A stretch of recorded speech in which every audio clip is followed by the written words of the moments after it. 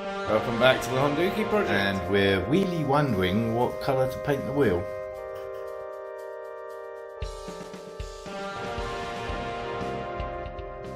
So with the front, we kind of decided to go gold. But I don't think that's going to work on this. I do actually have some. I think it's left over from when I did bits and pieces on the MV. So we could use that.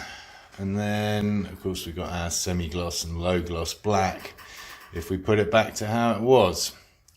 Choices, choices. And I think given the covering capacity of some kind of black finish, I might just experiment a little area with the gold and see what I think. But I'm pretty sure it's not going to work.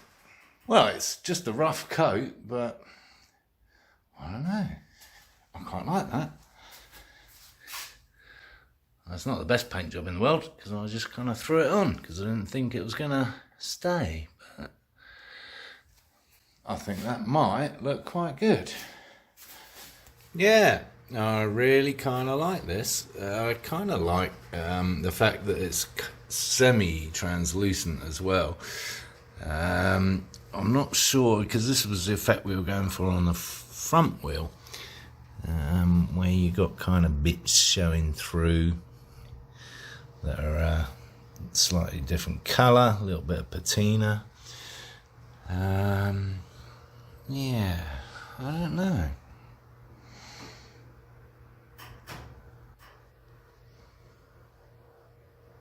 It's kind of cool. We like gold wheels. We've got gold wheels on the Stratos. And yes, I sprayed the tyre. I'm going to get a new one.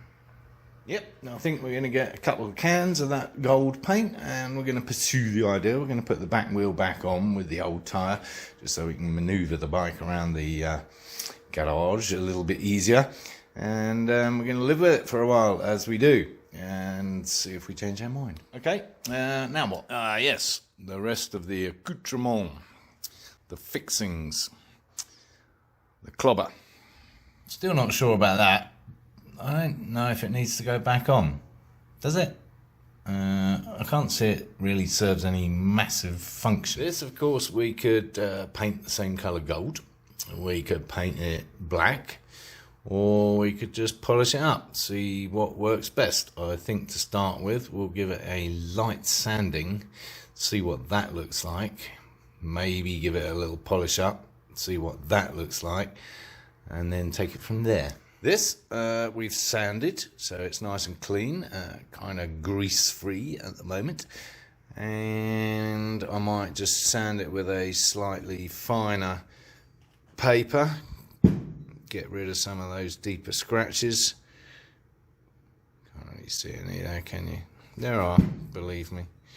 And just leave it as raw metal, I think.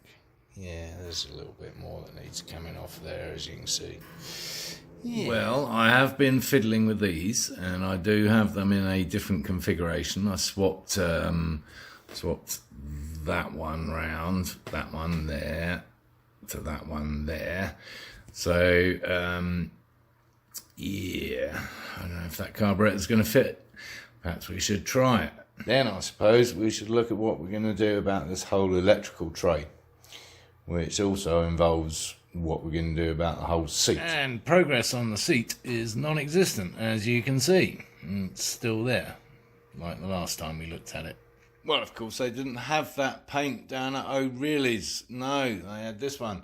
Actually, it's quite nice. It's a durable enamel finish. It's a matte gold finish. And actually, I prefer it. Yeah. So, there we have it. And I'll just put the old cog on the back just to see what that looks like. Now that's all polished up. I rather like that. Yes. And that's not where the painting finished. No. Over here, we've decided to do this with this. I think that's going to look kind of sexy. Maybe. And yes, we abandoned this for the time being. And yes, those are blue. And they're going to go in here once I've polished my nuts. There. Polished nuts. Well, there we have it. All snugged up and ready to put back on, I suppose. So I've actually tightened those up properly now, and I'm just going to fold these little tabs over that stop the nuts coming undone. And I think a flathead screwdriver is going to do the job. There you go, something like that. I don't think they need to be flat on the nut. I think that's good enough. They ain't going to come loose anyway. Lovely.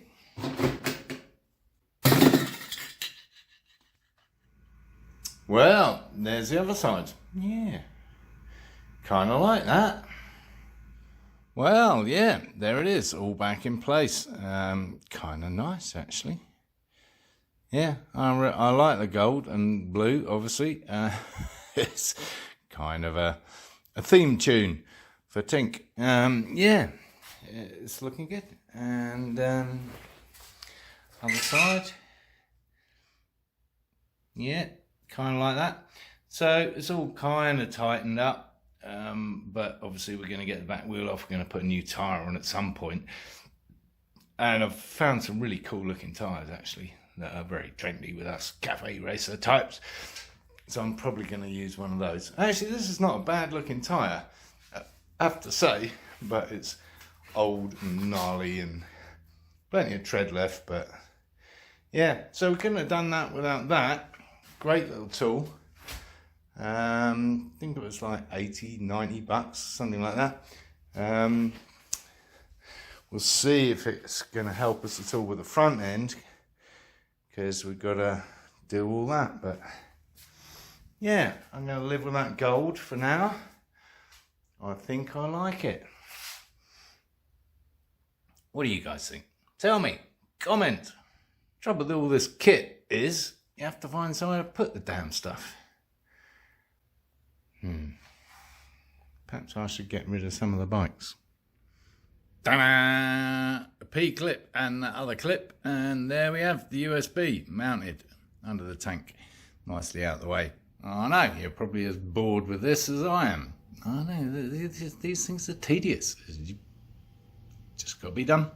Yes, Mr. Mills, tedious, hard work. I hope you're paying attention. I know, Super, it's very exciting, and it requires pacing up and down. But careful, you'll wear the carpet out. Take the weight off your feet. Sit down. Relax.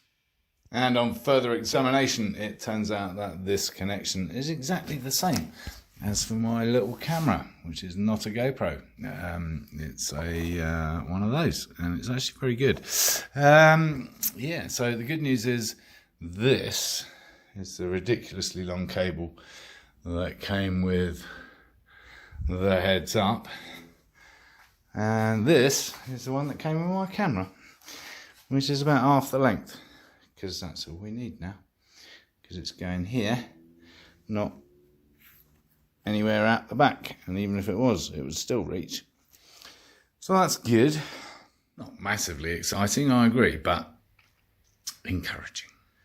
So while we're messing around in this area, I thought I'd just check whether my reconfiguration of the boots has worked, and I think it has. I think we've cracked it. So that lines up. That one kind of lines up. You can't really see them. That one kind of lines up, and that one kind of lines up. I think we can put these carburetors back on.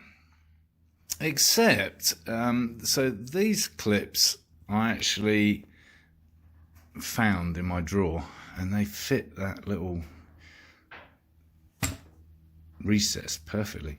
These are the ones that were on the old ones, and they're just a little bit big, right? You can see they're just a little bit wide.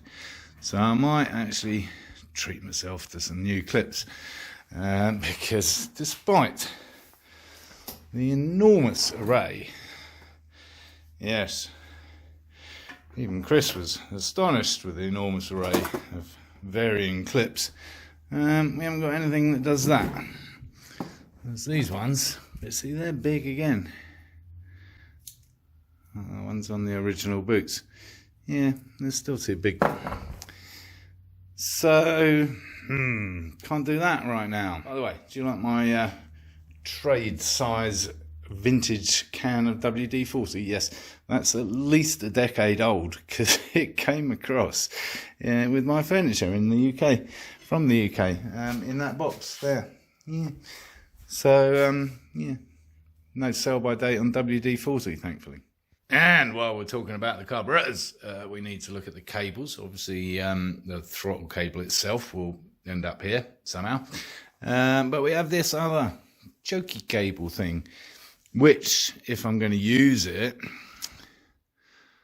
think I'm going to have to mount it here. There happen to be two little mounts just there. That kind of work, because there's nowhere on the handlebars, because they're not the right handlebars, right? I can't think of anywhere else better to mount it than there, for the time being. There, yes, focus. Because I think we explored this already, but there is no way of kind of getting a lever out to the side like there is on the Suzuki, because it's buried in the middle there. So it's got to operate that. Oh well, something else to contemplate. So I think we'll save that for next time. Yes, the replacement of the carburetors and addition of the new turbo air filters. They're kind of fun. And once we've done that, we'll be looking at the seat. Yeah, again, because there's no progress on the Wooden Badger whatsoever. And I think it's just because I know it's not going to work. So I'm going to give it a go. But in the meantime, I've come up with some other ideas, and we'll be exploring that on Photoshop at least. It involves fang packets, obviously, and springs and things. And plasma cutting, thanks to my friends at IDR. Again, yes. So, yeah, if you enjoyed this video whatsoever, give it a big thumbs up and subscribe. Is it down there or down there? I forget. And yes, encourage others to watch my lunacy.